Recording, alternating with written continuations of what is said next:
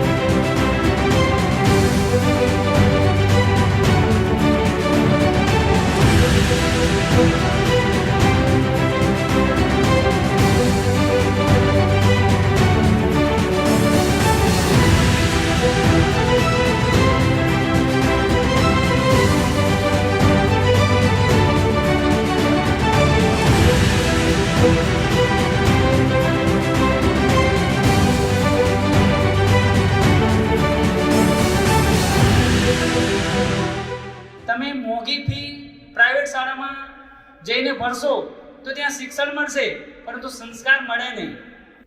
આ સંસ્થા ફરી દોહરાવું છું કે શિક્ષણ જોડે સંસ્કાર આપે છે એ સૌથી મોટું પરિબળ છે અથવા એમની મોટી ખાસિયત છે. અને શિક્ષણ તો સારું, પણ મુખ્ય વાત હતી સંસ્કારની. તો એને માટે સંસ્થામાં એને એડમિશન અપાયું. ત્યાર પછી ઘણા બધા પરિવર્તનો એના જીવનમાં આવ્યા છે.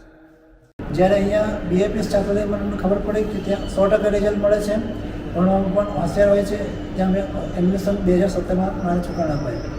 અહીંયા આવ્યા પછી મારા છોકરામાં ત્યાંનું વર્તન અહીંયામાં બહુ ફરક પડે છે. અહીંયા સંસ્કાર અને શિક્ષણ બંને રીતે અહીંયા મહેનત કરે છે શિક્ષકો અને સ્વામી દ્વારા.